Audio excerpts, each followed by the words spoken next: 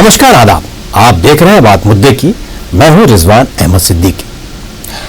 उत्तर प्रदेश में गुंडाराज पिछले कई चुनाव से प्रमुख मुद्दा रहा है, फिर भी जघन्य अपराध पर लगाम ढीली है। गुंडाराज थमने का नाम नहीं ले रहा।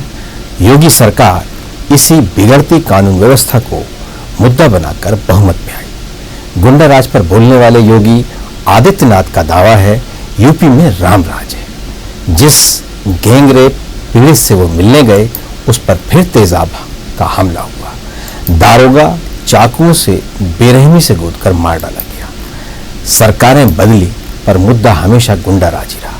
कभी सपा के शासन में बीजेपी और बसपा गुंडाराज को मुद्दा बनाती थी, तो आज बीजेपी के शासन को विपक्ष गुंडाराज कह रहा है।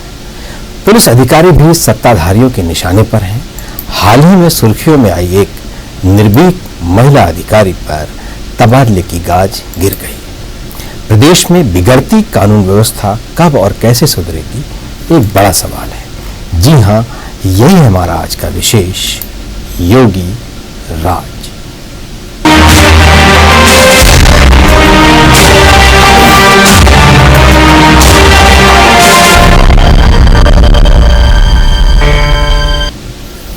इस विषय पर अपने मेहमानों से चर्चा करेंगे, लेकिन उसके पहले देखिए हमारी खास रिपोर्ट। उत्तर प्रदेश में नहीं थम रहा गुंडाराज। हत्याएं, दुष्कर्म और भीड़ द्वारा हत्या का मामला। घटनाओं पर नहीं लग रही लगाम। सरकारें बदली पर व्यवस्था वही है। सूबे में बिगड़ती कानून व्यवस्था को मुद्दा बनाकर सत्ता में काबिज हुई बीजेपी सरकार में कानून व्यवस्था असफल नजर आ रही है। यूपी के बिजनौर जिले के मंडावर थाना प्रभारी सहजोर सिंह की गला काटकर हत्या कर दी गई। कानून व्यवस्था सुधारने का दावा करने वाली योगी सरकार के नेता का जब बुलंदशहर में ट्रैफिक नियम तोड़ने पर चालान किया गया, तो महिला पुलिस अधिकारी का तबादला कर दिया गया। अब चलिए आपको सुनाते हैं वो दो बयान जो योगी आदित्यनाथ ने जनता के लिए बोले थे। पहला उत्तर प्रदेश में मिले बहुमत के बाद का है और दूसरा सीएम की कमान थामने के बाद। लोक कल्याण के प्रति समर्पित यह सरकार बगैर किसी भेदभाव के समाज के सभी वर्गों के लिए समान रूप से कार्य करेगी। इसके लिए शासन प्रशासन को संवेदनशील और जवाबदेही बनाया जाएगा। उत्तर प्रदेश की कानून व्यवस्था चाक चौबंद रखने के लिए सरकार निरंतर पूरी सजग तरीके से कार्य करेगी। हमने कहा ना, भारतीय जनता पार्टी की सरकार प्रदेश के भ्रष्टाचारियों, प्रदेश के गुंडों और अपराधियों और प्रदेश के अंदर माहौल खराब करने वाले तत्वों के साथ सख्ती के साथ कार्य करेंगे। दोनों ही बयानों में योगी ने पिछली सरकार की कानून व्यवस्था पर तंज किए हैं।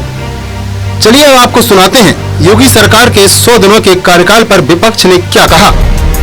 आदित्यनाथ जी के कार्यकाल का आकलन वो स्वयं तो करके कितनी भी पीठ थपथपाएं, पर सच यह है कि 100 दिन का कार्यकाल केवल अराजकता, केवल जो रक्षक यानी पुलिस के अधिकारी हैं उन पर बीजेपी के गुंडों द्वारा प्रहार और भाजपा के कार्यकर्ताओं की गुंडई के लिए जाना जाएगा। उत्तर प्रदेश में आजादी के 70 वर्ष में जितनी भी सरकारें आएंगी, सबसे असफल सरकार मौजूदा रहेगी।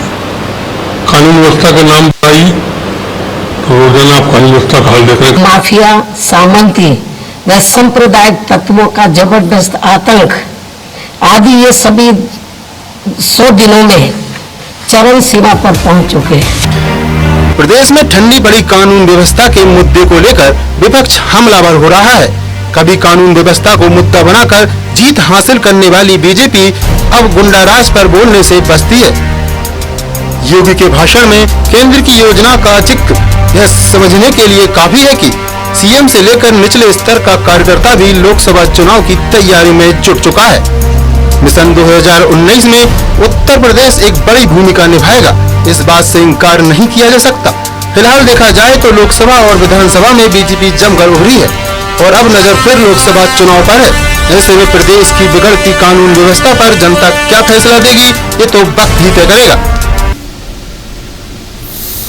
तो ये वक्त तय करेगा कि प्रदेश की कानून व्यवस्था कब, कैसे और किसके कब्जे में आएगी।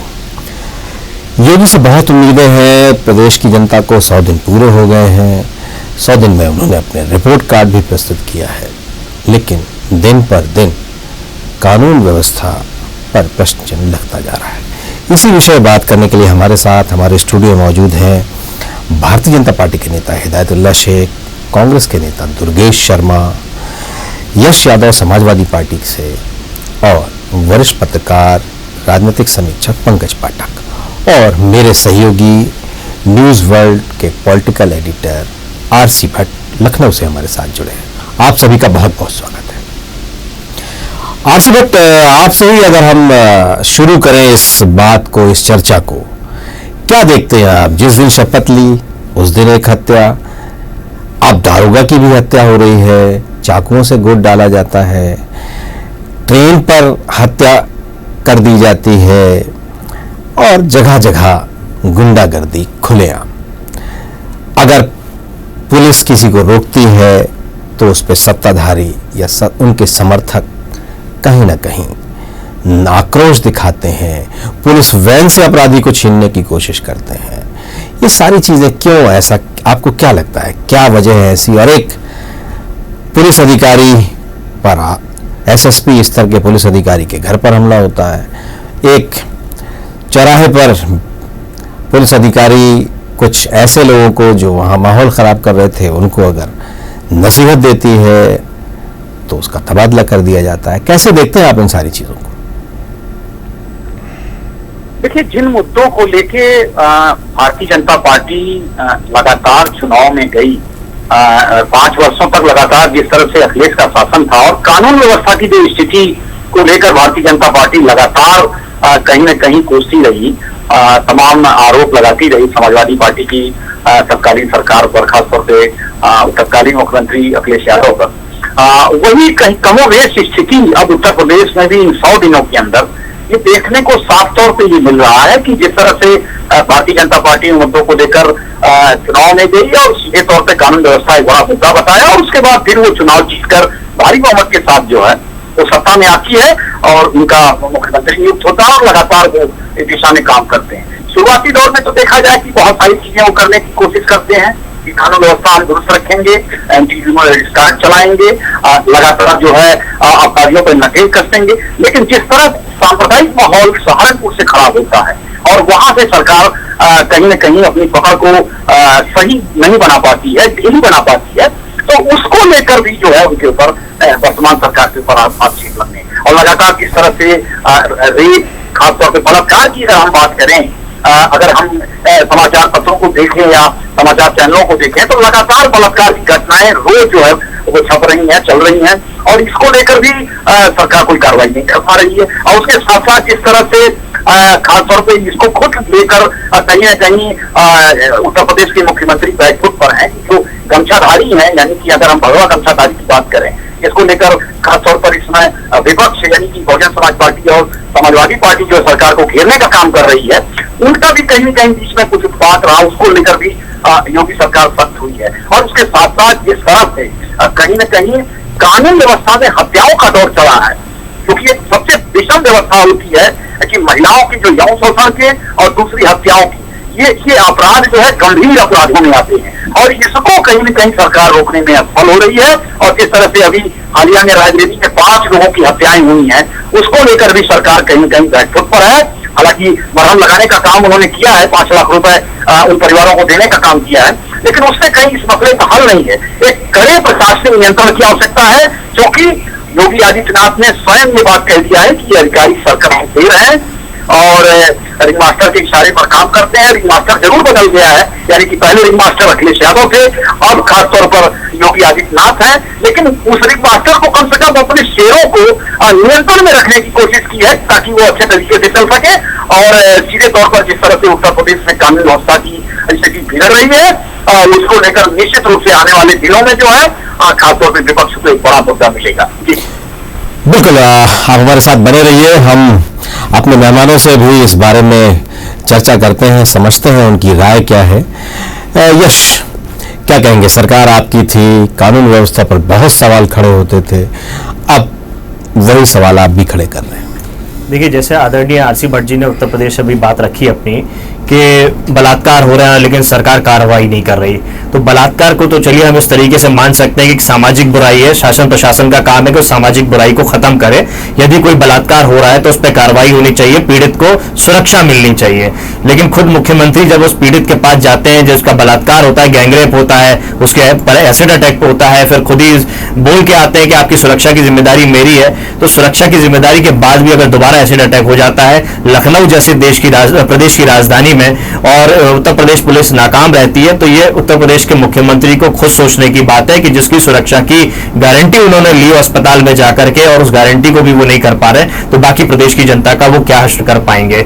दूसरी बात, इन्होंने सारे अधिकारी बदल दिए पुलिस के, यहां तक कि जो मुखिया होता है डीजीपी, पुलिस का सबसे बड़ा अधिकारी होता है, उसको भी बदल दिया। उसके बाद वो जो मुखिया है वो क्या कहता है कि उत्तर प्रदेश में अपराध होते रहेंगे, हम उसको अपराध को रोक नहीं पाएंगे। तो क्या इस तरीके के मुखिया को आप रखना चाहेंगे अपने प्रदेश में, जो खुद ये बोले कि मैं अपराध मुक्त प्रदेश नहीं दे पाता हूं? तो एक प्रदेश का मुखिया है राजनीतिक तौर पे जो आया है और एक जो प्रशासनिक तौर पे पुलिस का मुखिया है, दोनों में कितनी बड़ी भिन्नता है। एक प्रदेश को अपराध मुक्त करना चाहता है और एक कहता है कि अपराध मुक्त हमारा प्रदेश हो नहीं सकता है। तो ये मुख्यमंत्री जी को देखना होगा कि अगर अपराध मुक्त देना चाहते हैं तो सबसे पहले ऐसे अधिकारियों को बदलें या उनकी क्या समस्या है उस समस्याओं को बदलें। लगातार हमने एक चीज देखी कि जिस पार्टी से वो हैं और जिस संगठन से हैं मुख्यमंत्री जी, हिंदू वाहिनी सेना, उसने महाराजपुर में एक चर्च के अंदर आग लगा दी, उस पर आज तक कोई कार्रवाई नहीं हुई। अभी बरेली उत्तर प्रदेश के अंदर इनके संगठन के लोग ही, हिंदू युवा वाहिनी सेना जो है उसके लोग बलात्कार करने के अपराधी पाए गए हैं, क्या इन्होंने और उसके ऊपर कार्रवाई करी? अभी आपने जिक्र किया सहारनपुर में एसएसपी के घर में सांसद हमला करते हैं पूरे परिवार के ऊपर और उस परिवार को पीछे के दरवाजे से बच के निकलना पड़ता है। क्या सुरक्षा ये एक एसएसपी को दे पा रहे हैं और क्या कार्रवाई अपने एक सांसद के ऊपर कर पा रहे हैं? महिला अधिकारी के ऊपर सार्वजनिक तौर पे पहले भी हमने देखा, खुद इनके गृह जिले में अग्रवाल विधायक जी थे जो गोरखपुर में महिला आईपीएस अधिकारी को बेइज्जत करते हैं, उनको रोना पड़ता है सार्वजनिक तौर पे। अभी कुछ दिन पहले हमने बुलंदशहर में देखा कि एक चालानी कार्रवाई को लेकर के 11 विधायक और 3 मंत्री जाके शिकायत करते हैं मुख्यमंत्री को और हमने कल देखा कि उनका तबादला कर दिया जाता है। और बाकी सारी घटनाएं तो हम लगातार देख ही रहे हैं कि हत्या किस तरीके से पुलिस के लोग भी भयभीत हैं और आम जनता भी कितनी भयभीत है और सुरक्षा को देख करके ये कितने अपना आक्रामक रूप दिखा रहे हैं। जितना चुनाव से पहले इनका आक्रामक रूप था और अब क्या रूप है, दोनों में बड़ी भिन्नता दिखती है। चलिए गुरवेश शर्मा। रिजवान भाई, अभी मैं आ रहा था उससे पहले न्यूज चैनल पे एक क्लिप योगी जी की देखने को मिली। वो वहाँ बता रहे थे कि हमने अभी पिछले 11 जो अपना 100 दिन का जो पीरियड है उसके अंदर लगभग 13 लाख लोगों पर कार्रवाई करी, 13 लाख केस दर्ज हुए, जिसमें मजनू एक्ट्स और ये जितने भी उन्होंने उस समय चलाए। उसके बावजूद भी प्रदेश की हालात बहुत बुरे हैं। यश जी ने बहुत सारी बातें बताई कि अधिकारी कुछ कार्रवाई करने जाता है तो उसके खिलाफ उसको ट्रांसफर कराने के लिए दबाव बनता है। एक बहुत घोर आश्चर्य की बात है कि एक पुलिस के एक अदना से अधिकारी के लिए और वो भी महिला अधिकारी के लिए 11 विधायक और 3 सांसद एकजुट होकर उसको ट्रांसफर कराने के लिए यदि संघर्ष कर रहे हो तो निश्चित ही वहां पर ये समझ में आता है कि भारतीय जनता पार्टी के नेता और कार्यकर्ता वहां अपना एकाधिकार, अपना राज चलाना चाहते हैं। योगी जी अभी कह रहे थे कि 6 बड़ी घटनाएं हैं एसिड फेंकने और सामूहिक बलात्कार की। ये मेरे खिलाफ, मेरे शब्द नहीं बोला था, उन्होंने बोला ये साजिश है। हो सकता है, बिल्कुल मानता हूं साजिश है, पर मैं ये समझ नहीं पाया कि साजिश क्यों और किसके खिलाफ। यदि ये साजिश मुख्यमंत्री के खिलाफ है तो उनके पार्टी के नेता कर रहे हैं। यदि ये साजिश सरकार को बदनाम करने के लिए तो कोई भी विपक्षी पार्टी आज उनके पक्ष और विपक्ष में उनको बदनाम करने के उस पार्टी को मिलेगा क्या? कौन सा चुनाव है अभी, या कोई ऐसी घटना है जो इन लोगों की आदत है, जो इन्होंने पिछले सरकारों के टाइम पे किया है, चाहे केंद्र की सरकार रही हो या प्रदेश की सरकार रही हो, ये साजिश करके सरकारों को बेदखल करने के लिए, सरकारों के सम्मान को ठेस पहुंचाने के लिए, वातावरण दूषित करने की जो इनकी सोच और जो विचार है, ये विचार ही इनके बार बार सामने आते हैं। और हमने तो देखा था कि मध्य प्रदेश के अंदर भी एक भगवा धारी मुख्यमंत्री हुई थी, उमा भारती जी, तो वो यहाँ से बहुत जल्दी रवाना डाल दी गई थी। हो सकता है कि ये भगवाधारी मुख्यमंत्री को शायद दूसरे लोग नहीं बचा पा रहे हो और साजिश हो। चल, आप कभी साजिश पर व्यंग भी करते हैं और कभी कभी आप उसको स्वीकार भी करते हैं। मैं ये कह रहा हूँ रिजवान जी कि यदि मान लो साजिश है तो साजिश करता इनके अपने लोग हैं, और ये वही लोग हैं जिन्होंने पिछली सरकार में साजिश रच के वातावरण दूषित किया था और सरकार के खिलाफ माहौल बनाया था। आज ये फिर साजिश कर रहे हैं, तो देखना तो आज इसमें योगी जी को है कि हमने जो काम किया था वही हमारी तरफ पलट के आ रहा है, तो फिर कौन है वो लोग, उनके ऊपर कार्रवाई करें। क्या कहेंगे हिदायतुल्लाह? रिजवान भाई, आप मुझे इतना सुनवा देते हैं कि मुझे ऐसा लगता है कि कभी मैं संयम खो के बीच में बोलने लग जाऊंगा। एक तरफ यश जी का अपने आप हम तो योगी सरकार की बात कर रहे हैं। नहीं, एक तरफ योगी को तो थोड़ा सा धैर्य रखनी पड़ेगी। जी, जब ये डीजीपी नियुक्त करते हैं तो वो प्रशासनिक नियुक्ति बोलते हैं उसे। ये जब भारतीय जनता पार्टी की सरकार डीजीपी नियुक्त करती है तो उसको ये राजनीतिक नियुक्ति बोलते हैं। ऐसी कौन सी नियुक्ति हो गई जो उस समय राजनीतिक नहीं थी और इस समय प्रशासनिक हो? राजनीतिक नियुक्ति नहीं बोला आपने बोला है, आप देख लीजिएगा, कैसेट चला लीजिए, आप बता दीजिए बोला था या नहीं बोला था। रिजवान साहब आए राजनीतिक तौर पे और प्रशासनिक तौर पे डीजीपी साहब आए, ये बात मैंने कही थी, ठीक है ना। और प्रशासनिक लोगों की और उनकी सबकी बातों पे करो। आपके लोग क्या है और समाजवादी पार्टी की सरकार किस नाम से जानी जाती थी, है ना, उस पर मेरे नहीं वो जब तक आप लोगों को समझौता नहीं हुआ, जब तक राहुल गांधी तक के बहुत सारे उसके अंदर स्टेटमेंट है, तो उस पर सुनेंगे तभी आप लोगों को समझ में आ जाएगा। बात ये नहीं है, बात ये है रिजवान भाई, 100 दिनों के अंदर सबसे बड़ी व्यवस्था जो वो ठीक करनी थी, एक अपराधियों के गठजोड़ वाला मामला था। नेता जो सत्ता पक्ष से उस समय जुड़ा हुआ था, अपराधी और पुलिस अधिकारी, इनका एक गठजोड़ हुआ करता था। कुल मिलाकर तो वहां पर किडनैपिंग का तो एक माफिया टाइप धंधा बन गया था। आप तो यूपी को अच्छे से जानते हो, सारी चीजें। सबसे पहली जो चीज यूपी की योगी सरकार ने करी, वो प्रशासनिक अधिकारी जो लंबे समय से एक जगह से जमे थे, उन लोगों का ट्रांसफर करा। अभी पिछली 31 मई को भी पीएससी के बड़े अधिकारियों का ट्रांसफर करा। एक अधिकारी के ट्रांसफर को राजनीतिक रूप से नहीं लिया जा सकता। ये जो अभी साजिश की बात कर रहे थे, तो निश्चित तौर पर साजिश वो व्यक्ति करेगा जिसके पास उस किस्म के लोग होंगे। हम कोई गुंडा प्रवृत्ति के लोग नहीं है। मध्य प्रदेश के अंदर सरकार चला रहे, दूसरी जगह सरकार चला रहे, और मेरे को दुर्गेश जी का समझ में नहीं आता, ये ज्योतिष भी बन जाते हैं। यहाँ पर बैठ के इन्होंने साजिश तो स्वीकार कर लिया, चलिए उसके बाद ये स्वीकार कर लिया हमारे लोग हैं, तो नाम बताइए, प्रमाण हो तो बोलिए। आप एक राजनीतिक दल के जिम्मेदार प्रवक्ता, आप ऐसी बातें कर रहे हैं राजनीतिक दल है और हमारे लोगों ने साजिश करी है और उनको हटाएंगे और वो चले जाएंगे। आप सारे आकलन पे बात कर लेते, आकलनों के ऊपर राजनीति होती है क्या? आपके पास कोई तथ्य और प्रमाण तो स्पष्ट करिए। जिस समय हम आए हैं, पुलिस को लेकर पूरी चाक चौबंद व्यवस्था करी गई है। पुलिस को 3200 गाड़ियां, 3200 एसयूवी गाड़ियां पुलिस के लिए रिलीज हुई है। 1600 मोटरसाइकिलें भी हुई है। कई बार अपराधी है जो चेन स्नैचिंग और छोटी छोटी घटनाएं होगी उसके लिए हुई है। वहां की एक जो सबसे बड़ी अनूठी जो योजना है यूपी की है, वो डायल 100 है। अगर कोई 100 नंबर पे फोन लगा के बोलता वो हमारे अभी, लेकिन उसके अंदर उस योजना की एक सबसे बड़ी चीज ये है कि कई जगह अपराध हो रहा है। कई बार गुंडे कई जगह के अपराध किस्म के लोगों से लोग डर कर एफआईआर दर्ज कराने नहीं जाते हैं, गवाही देने नहीं जाते। लेकिन कई जगह अगर अपराध हो रहा है तो डायल 100 की वेबसाइट पे आप कोई वीडियो भी अपलोड कर देंगे तो उसके आधार पर एफआईआर दर्ज हो जाएगी। ये अनूठी योजना पूरे देश में वहां पर चालू करी गई है, क्योंकि वहां पर एक संगठित लोग हैं। वहां पर इनके पुलिस अधिकारी लंबे समय तक बसपा के, उसके बाद समाजवादी पार्टी के, ये लंबे समय तक वो वहां पर एक अपराध का उन्होंने एक बिजनेस किया है, उस किस्म के काम किए और उस पर सब कुछ पता है। ये सरकार से जब गए हैं तो अधिकतर मीडिया का एनालिसिस, लोगों का कहना था कि इनकी गुंडागर्दी की वजह से समाजवादी पार्टी के लोग सरकार से गए। और आप निश्चित तौर पर देखिए जो सारी चीजें वो सामने अब आ रही है। उन्होंने एक बिल्कुल की बोले ना माफिया बना डाला था कुल मिलाकर गुंडागर्दी को और हत्याओं को और बलात्कार को। आप निश्चित तौर पर देखिए। पूछ लूं आपसे जी, कुछ पूछ लूं? जी जी, एक ही रंग के लोग जी कहीं पुलिस की वैन से किसी अपराधी को छीनने की कोशिश करते हैं, कहीं किसी एसएसपी के घर घुस जाते हैं जी, चौराहे पर ये दिख रही है महिला पुलिस अफसर जी बदतमीजी करते हैं। हाँ, इनसे बदतमीजी करते हैं। इसमें मुझे बताइए, मैं बता और रिजवान भाई जी, इसमें मुझे बताइए कि उसमें से कौन भारतीय जनता पार्टी का नेता उनसे बदतमीजी कर रहा है और क्या बोल रहा है, बताइए।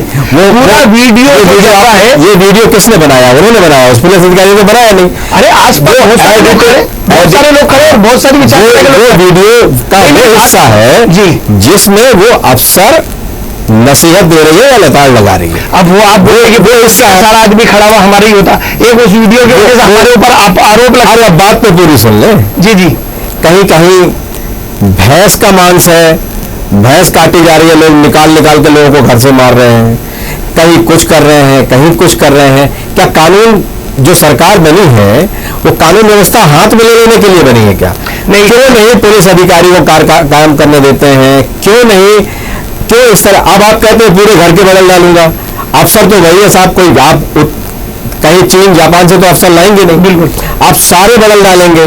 फिर आप कहेंगे कि ये साजिश थी, फिर आप कहेंगे ये नेक्सस है, और फिर रुकती नहीं है चीजें उसके बाद भी। देखिए इसके अंदर नेक्सस है और उसको तोड़ने का काम चल रहा है। लंबे समय तक अधिकारियों का एक ब्लॉक में एक जिले में रहना, ज्यादा से ज्यादा थोड़ा बहुत आगे पीछे हो जाना, वहाँ कहीं ना कहीं अपराधियों के साथ वो एक संगठित रूप से काम कर रहे थे, नेताओं के साथ उनको राजनीतिक रूप से प्रशय था। अब जब उनको लंबी लंबी दूरियों पर अलग ड्यूटियों पर लगाया जा रहा है, उनकी मॉनिटरिंग करी जा रही है।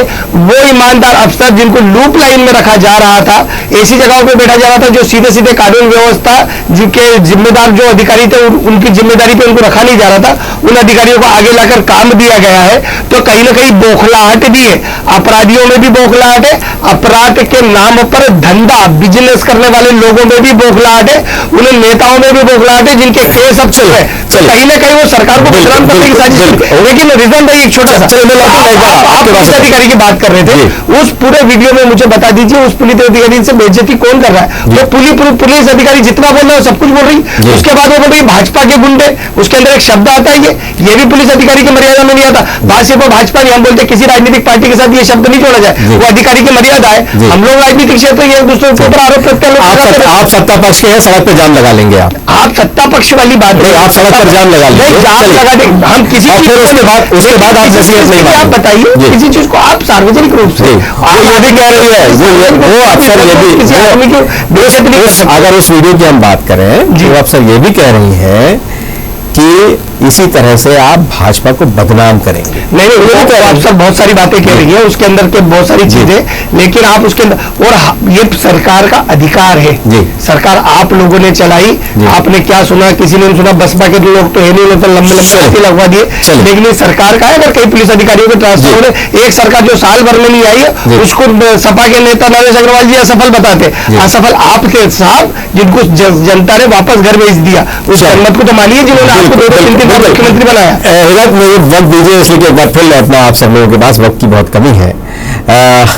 आसिफ भट्ट, आपने सारी बातें सुनी, सारे लोगों की बातचीत सुनी, आपको क्या लगता है कि क्या कोई साजिश है जो सरकार को बदनाम कर सकती है इस तरह से, या उत्तर प्रदेश में इतने ऑर्गेनाइज लोग हैं कि वो अफसरों के साथ एक बड़ा नेक्सस है उनका, और वही सब लोग अफसर और वो सारे लोग मिलके सरकार को बदनाम कर रहे हैं, या फिर अभी ये नया नया उत्साह है, लोग नहीं समझ पा रहे हैं कि सत्ता क्या होती है और विरोध क्या होता है, विपक्ष क्या होता है, सत्ता पक्ष क्या होता है, ऐसी बहुत ढेर सारी चीजें। आपको क्या लग रहा है, लंबे समय तक वनवास रहा, 14 साल बाद वापस लौटे, तो कहीं ऐसा तो नहीं कि सब लोग एक ही दिन में ये बता देना चाहते हैं कि अब वो सत्ताधारी?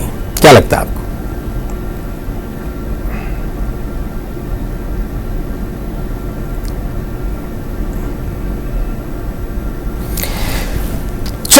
प्रशासनिक ढांचा है जी, उस ढांचे को लेकर कहीं न कहीं जिस तरह से लगातार फेरबदल किए गए हैं, क्योंकि वर्तमान सरकार को हमेशा से शंका रही है कि प्रशासनिक ढांचे में कहीं कमियां हैं, और उसके साथ साथ फिर भी जो है मामला नहीं बन रहा है। लेकिन भारतीय जनता पार्टी के जो खासतौर पर विधायक, सांसद और अन्य जो कार्यकर्ता हैं, ये तमाम लोग अति उत्साह में हैं, और जिस तरह से आपके उत्साह में वो चुनाव की रंजिश को लेकर ले लें, या फिर कहीं न कहीं बदले की भावना को ले लें, या फिर जातिवाद की स्थिति को ले लें, तो ये तमाम चीजें भी निकलकर सामने आ रही हैं, और उससे कहीं न कहीं सत्ता पक्ष का दबाव जो है उन तमाम लोगों पर पड़ रहा है, जिससे वो अपराध में परिवर्तित हो जा रहा है। और सीधे तौर पर ये जो अधिकारी हैं उनके ऊपर भी कहीं न कहीं दबाव है कि भारतीय जनता पार्टी का एमएलए है, उसका कार्यकर्ता है, या कहीं न कहीं उसको बर्बाद है। तो इन तमाम चीजों को लेकर जो है सरकार कहीं न कहीं एक दबाव भी है। प्रशासन जो है वो असमंजस की स्थिति में है इन सारी चीजों को लेकर। बिल्कुल पंकज पाठक, आपने सारी बातें सुनी, क्या देखते हैं आप, क्या हो रहा है, क्या वास्तविक रूप से क्या ये ऐसा क्या है जिसकी वजह से ये एक महिला को मुख्यमंत्री जाकर भरोसा दिलाते हैं और फिर वो तेजाब से घायल अस्पताल में भर्ती है। उसके कारणों की जांच हो रही है, बहुत तरह की चीजें हो रही हैं। एक दरोगा कोई गला रेत दिया जाता है, दर्जनों चाकुओं से उसे गोद दिया जाता है, वो ऐसी बहुत ढेर सारी चीजें हैं। क्या वजह क्या है? ये उत्तर प्रदेश की प्रकृति है या कहीं ना कहीं कोई प्रशासनिक चूक? नहीं, ये उत्तर प्रदेश की बात हम कर जरूर रहे हैं, लेकिन ये प्राय मैं बात यहाँ से शुरू करना चाहूँगा कि जहाँ तक शासन व्यवस्था को चलाने का प्रश्न है, तो भारतीय प्रजातंत्र में जो विशेषता है उसकी वो यह है कि वो किसी भी पार्टी की सरकार हो, वो एक ही ढर्रे पे काम करती है। मुखौटे बदल जाते हैं, लेकिन प्रणाली जो कांग्रेस ने स्थापित कर दी है, उसी प्रणाली को सारे लोग अपने अपने अपने अपने विचारधारा को लेकर जरूर चलते हैं, लेकिन ढर्रा वही कोई होता है। एक चीज तो ये हो गई। दूसरी चीज, जहां तक उत्तर प्रदेश का सवाल है या राज्यों का सवाल है, यही चीज केंद्रीय स्तर पर है और यही चीज राज्यों के स्तर पर है। अगर योगेंद्रनाथ योगी की सरकार लचर है तो ये तो साफ है। ये मैं मानने के लिए तैयार हूं कि 3 साल में किसी व्यक्ति का आकलन नहीं हो सकता, किसी शासन का नहीं हो सकता, और 100 दिनों में किसी राज्य के मुख्यमंत्री के कामों का आकलन नहीं हो सकता। लेकिन एक झलक दिखाई जा सकती है, वो झलक 1 घंटे में भी दिखाई जा सकती है, 1 दिन में भी और 3 दिन में भी। अब जहां तक योगेंद्रनाथ योगी का सवाल है, आदित्यनाथ योगी का सवाल है, तो उनको शासन चलाने का कोई अनुभव नहीं है। और जहां तक अगर कोई ये कहता है कि उन्होंने 5 लोकसभा चुनाव जीते हैं, तो शासन चलाने के लिए 5 लोकसभा चुनाव जीतना कोई अनिवार्य या अच्छी कोई योग्यता है, ये कोई मतलब बात नहीं होती है, और इससे कोई शासन चलाने का आपको अनुभव आ जाता है। हाँ, ये जरूर है कि आप चुनाव जीतने के हथकंडे सीख जाते हैं, और हमारे प्रजातंत्र में चुनाव किस प्रकार से जीते जाते हैं ये सब जानते हैं। यहाँ पर बात मैं सिर्फ कांग्रेस की कर रहा हूँ या बीजेपी की कर रहा हूँ या अन्य पार्टी की नहीं, ये हमारे यहाँ की एक विशिष्टता है। आदित्यनाथ योगी का जहां तक सवाल है, वे जो है बिल्कुल कहना चाहिए नौसिखिए हैं, और जितनी घटनाएं अभी तक हुई हैं, ऐसी ही घटनाएं जो है वो मुलायम सिंह यादव के सुपुत्र की सरकार में भी हुई है। हाँ, ये बात जरूर है कि इस प्रकार की घटनाएं मायावती की सरकार में कम हुई हैं, कम से कम ऐसी हिंसा नहीं हुई है।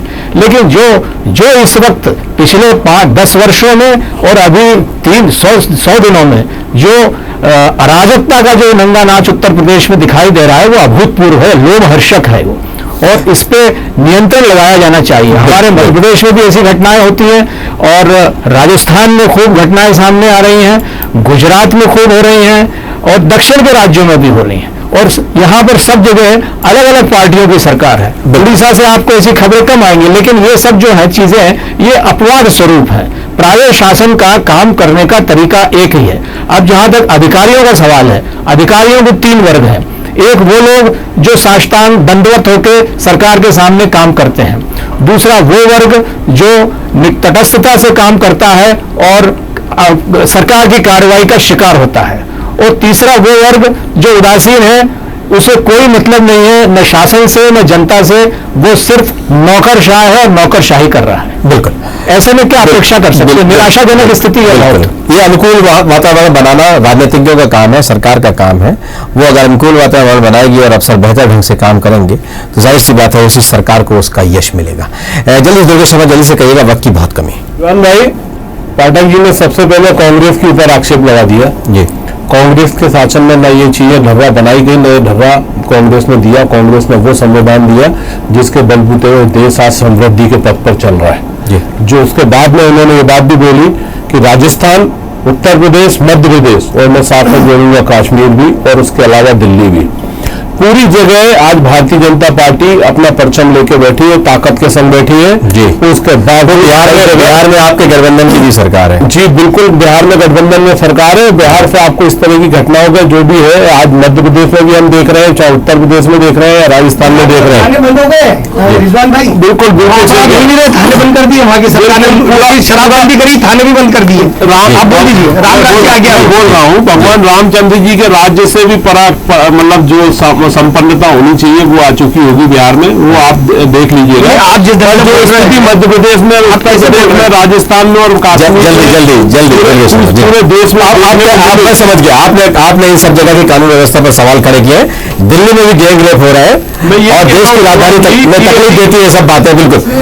और जिस तरह से राजस्थान में जो भी शामिल करिए, छत्तीसगढ़ को, मैं आपको ठाकरे जी का एक बहुत पुराना उदाहरण दूंगा, उदाहरण उनका सामने। जी जी यश जल्दी से अपनी बात कही। देखिए, मुझे 2-3 बातें कहनी है। एक तो डायल 100 का पूरा श्रेय हिदायत जी ने ले लिया कि लेकर के आए 32 SUV लेकर के आए हैं और FIR दर्ज करने की व्यवस्था भी उसके अंदर ही लेकर के आए हैं। तो बहुत बहुत शुभकामनाएं कि उन्होंने हमारी किसी चीज योजना की तारीफ तो करी, अब क्या लेकर के आए, विस्तार किया है हमने। नहीं, आप देख लीजिए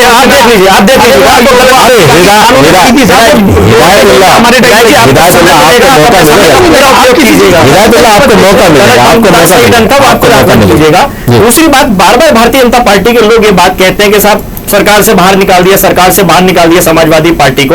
तो इनको याद करना चाहिए कि आखिरी मुख्यमंत्री राजनाथ सिंह जी के बाद ये 14 साल बाद आए हैं, तो कितना कठोर कारावास इनको दिया है सरकार ने। अटल जी के बाद 10 साल बाद ये आए हैं, तो कितना कठोर कारावास सरकार जनता ने इनको दिया है। तो कारावास की बात ये पहले खुद अपना आकलन देख ले और दोबारा ये कारावास भुगतेंगे अगर इसी तरीके से सरकार केंद्र की राज की चलाते रहे। दूसरी मैं एक बात कहना चाहता हूँ, ये बहुत बड़ा समुदाय है। अगर आप शांतिपूर्ण माहौल, एक अच्छा बिना भेदभाव वाला, भय मुक्त वाला समाज देना चाहते हैं, तो ईद पे क्यों प्रधानमंत्री जी और प्रदेश के मुख्यमंत्री योगी जी गायब हो जाते हैं? क्यों बीच में नहीं जाते जनता के बीच में भाईचारा का संदेश देने के लिए, जो आज उत्तर प्रदेश में सबसे बड़ी समस्या है? चलिए बिल्कुल, जल्दी से अपनी बात करिएगा, लेकिन वक्त की बहुत कमी है। एक बात बोलता हूँ कि हमेशा हर चीज को इस ढंग से क्यों जोड़ लिया जाता है कि मुसलमान को इनकी प्रॉपर्टी है ना, ये इस बात नहीं। अब आप चुप रहेंगे, भाईचारे की बात आप चुप रहेंगे? नहीं, अब आप चुप रहेंगे,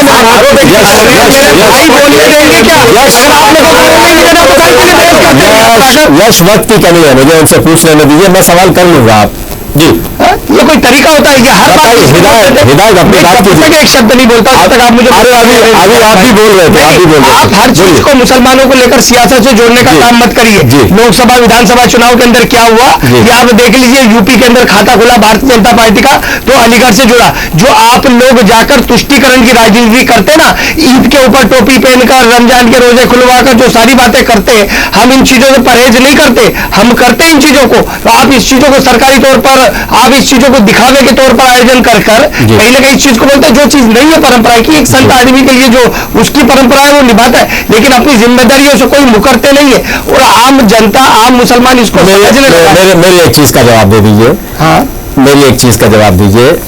नर्मदा सेवा यात्रा थी, सारे समुदाय के संत वहां शामिल हुए, मौलाना भी गए, तो एक संत को इस तरह के उसमें जाने में, संत परंपरा के किसी संत को वहां जाने में दिक्कत क्या है? दूसरा सवाल अगर उन्होंने किया है कि प्रधानमंत्री इस समय विदेश में थे ईद के समय, हमारे देश का एक बड़ा बधाई दी, हमारा देश का एक बड़ा त्योहार है, अगर उन्होंने कोई सवाल पूछा है तो जवाब दीजिए, जवाब दे रहा। आप किसी भी चीज, और अगर रोजा अफ्तार की बात है तो आपका संघ का जो एक संगठन है वो रोजा अफ्तार करता है, तो आप दिखावा नहीं करते? राष्ट्रीय मुस्लिम मंच ने पार्लियामेंट के अंदर क्या आप दिखावा नहीं करते क्या? आप भी तो दिखाते हैं। आप मेरी बात सुनिए, सरकार के तौर पे दिखा, आप याद दुर्गेश भाई बोलने दो भाई, सरकार के तौर पर दिखावा नहीं कर रहे हैं। सरकार के तौर पर तो सभी धर्मों के आयोजन करने चाहिए, और जिस तरह से योगी आदित्यनाथ, जिस तरह से नवरात्र का योगी आदित्यनाथ ने अपने आवास पर कुछ कार्यक्रम किया था, तो रमजान का भी कर लेते। देखिए सरकारी आवास है कि आस्था को राजनीति के साथ नहीं जोड़ी। तो आज यूपी में मत चाहिए। इसका सीधा सवाल रिजवान भाई आज नहीं रिजवान भाई, अगर आज यूपी में भी मुसलमान को कुछ चाहिए तो उसको वहां पर शिक्षा, रोजगार चाहिए, उसको स्वावलंबन चाहिए, उसको व्यापार चाहिए। ये बहुत भाषण हो गए, बहुत टोपी और तिलके की बात कर ली, बहुत रोजे इफ्तार और बहुत ईद की बधाइयां हो गई। अब मजबूती के साथ खड़ा होना है वहां के मुसलमान को। और इसीलिए क्या आप मानते हैं, आप यूपी से बड़ा टच रहते, क्या विधानसभा लोकसभा चुनाव में क्या मुस्लिम वोट भारतीय जनता पार्टी की तरफ नहीं आया?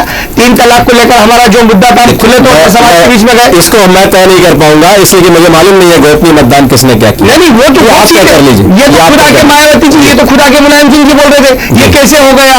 वो ईवीएम और नई नई चीजें गढ़ ली उन्होंने मुस्लिम इलाके जहां से कभी मुझे लगता है कानून व्यवस्था पर लौटते हैं हम जल्दी से। कानून व्यवस्था भाईचारे नहीं, मुद्दा इन्होंने पकड़ा भाईचारे। मैं बोलता हूँ आप मुसलमान कानून व्यवस्था पर बैंक लाते क्यों है? आप क्या हक आप मुसलमान की बात करें? दावेदारी दी किसने? आप मुसलमानों की बात करें, आप कहाँ से ठेकेदार हो गए मुसलमानों के? कोई विषय नहीं होता, आप मुसलमान की बात लगा देते। दावेदारी दी किसने कि आप उनकी बात करें? इन्होंने निकाला ये हमने बात नहीं निकाली, कानून व्यवस्था पर बात नहीं निकाली, निकाली कानून व्यवस्था पर लेकिन हाँ कानून व्यवस्था में बात करें, कहीं और चले जाते, विषय में बात कर लेते, सीधे मुसलमानों आपको भी आनंद आया, वापस आइए, कानून व्यवस्था पर आइए, आपको भी आनंद आया। मैंने आपको बिल्कुल ये एक रेखांकित किया था। बिल्कुल आप उस पर भी हम बात करें, उनसे तुलना करें जी। मैं राजनीतिज्ञों की बात कर रहा हूँ, मैं लौट रहा हूँ, पाठक जी आपके पास आऊंगा, हिदायतुल्लाह से जल्दी से अपनी इनकी प्रतिक्रिया ले लूँ, जल्दी करिए, वक्त की कमी बीत चुका है। देखिए जो पाठक जी ने बात बोली उस बात को भी आप मानिए कि 100 दिन के अंदर आप पूरी सरकार का आकलन नहीं कर सकते। जी और भी बहुत कुछ कहा उन्होंने उसके साथ। हाँ उसके साथ बहुत कुछ किया, वो उनका अपना है, वो मतलब उन्होंने जो आपके पक्ष में कहा वो बताइए आपने एक कर कितने मिला रखे? यानी आप ये तय कर रखा है कि ये दोनों बीच में बोल सकते हैं, तो फिर रिजवान भाई आप अगली बार से बहस में देखिए, बहस ऐसी ही होगी नहीं है ना? नहीं तरीका शर्मा गलत बात है, लोग बैठे हैं जो सरकारों से बाहर हो चुके हैं,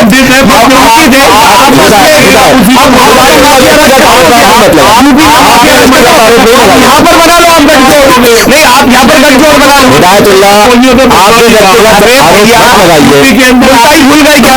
आप मुल्ताई भूल मत लगाइए। अरे भैया आपने मुल्ताई भूल गए, आप लोग विषय से भटक रहे हैं। 54 किसानों ने आत्महत्या, रिजवान भाई दुर्गेश शर्मा नहीं विषय से भटक रहे हैं। आप रुक जाइए, किसानों पर याद नहीं जाओ, दुर्गेश शर्मा आप विषय से भटक रहे हैं। विषय पे बात कर लेंगे, सिर्फ अभी इसी समय बात कर लेंगे। मुझे कार्यक्रम में यही बाइंड अप करना पड़ेगा, अगर आप लोग विषय से अलग जाएंगे तो मुझे यही बाइंड अप करना पड़ेगा। बता दीजिए जब मैं अपनी बात मैं आपको दुर्गेश शर्मा आप रुक जाइए, मैं एक चीज आपको पंकज पाठक आपसे आखिरी में पूछूंगा। मैंने जो बात कही थी आपकी बात आपके संदर्भ में आपकी भाईचारे की आवश्यकता है, आप छोड़ दीजिए, बहुत जरूरी है भाईचारा, और कौमी एकता नहीं होगी देश में तो विकास नहीं होगा, सबके लिए बहुत जरूरी है। खारिज कर दीजिए वो बहुत जरूरी है, लेकिन आज विषय कुछ और है। चलिए बताइए, जाते लगेली बात की। देखिए रिजवान भाई, जो प्रशासनिक जिस हिसाब से फेरबदल करना था वो फेरबदल किए, कुल मिलाकर हाँ इस बात को हम मानते हैं कि हम लंबे समय तक उत्तर प्रदेश के अंदर सरकार में नहीं थे। इतने लंबे समय जिन विचारधारा और जिस किस्म की सरकारों के साथ काम करने का अधिकारियों का मानस बन जाता है, वो मानस भी अब खत्म हुआ है।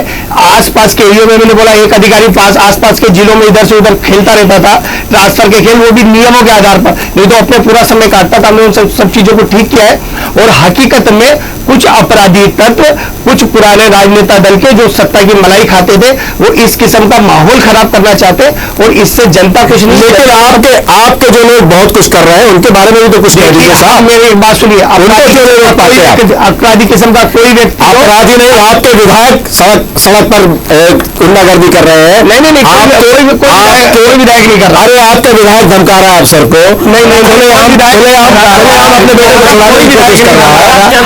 आपके लोग फिर आप बोले यसी, आप ही बोल लीजिए, आप मत बोलिए, आप ही यस।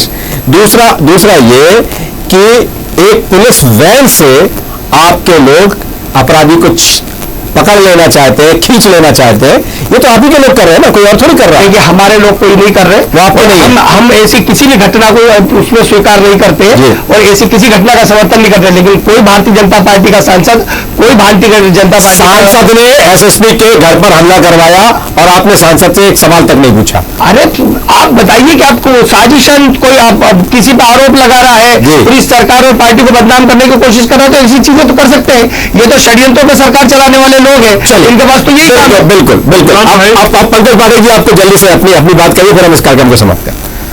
मुझे खाली एक लाइन बोलना, ज्यादा नहीं, मुझे ना विलाप करना है ना प्रलाप करना है। मैं खाली ये कहना चाहता हूं कि राजनीतिज्ञ बहुत ही आत्ममुग्ध होकर अपनी बात कहते हैं और जब से एक समय गुजर जाता है तब पता चलता है कि उन्होंने क्या कहा।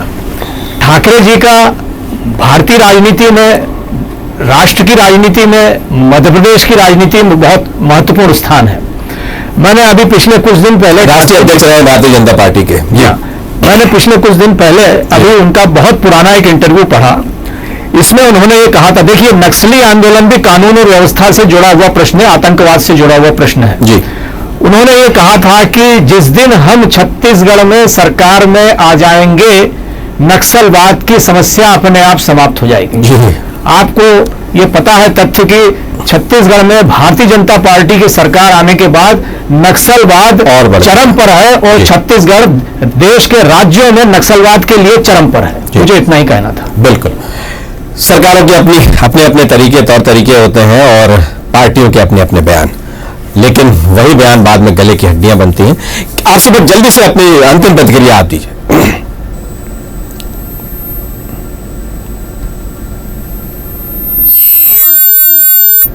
आरसी भट्ट, आवाज आ रही है मेरी आपको? चलिए, लगता है उनसे हमारा संपर्क टूट गया है। हमारे साथ जुड़ने के लिए आरसी भट्ट, आपका लखनऊ से बहुत बहुत धन्यवाद। पंकज पाठक, यश यादव, दुर्गेश शर्मा, हिदायतुल्ला शेख, आप हमारे साथ जुड़े, आपका बहुत बहुत धन्यवाद। तो अब सवाल यही है कि कानून व्यवस्था कोई एक दिन की बात नहीं है, बरसों से इस पर बात होती रही है, बड़ी तलखी से इस पर बात होती रही है। विपक्ष सत्ता पक्ष को आड़े हाथ लेता रहा है और सत्ता पक्ष हर बार दावा करता है कि अपराध तो हो सकते हैं, लेकिन हम अपराधियों को जल्द से जल्द पकड़ लेंगे। सत्ता का अपना संवाद है और विपक्ष का अपना संवाद है, लेकिन इन सब के बीच पिसती जनता है। कहीं ना कहीं कानून के मुहाफिज भी इससे तकलीफ में आते हैं। राजनीतिज्ञों का अपना तौर तरीका है और वो कैसे इस पर चले, कैसे इसे रोकें, किस तरह से इस पर रोकथाम हो। कानून व्यवस्था किसी एक विषय से नहीं होती, विश्वास और अविश्वास भी इस पर एक बहुत बड़ा सवाल होता है।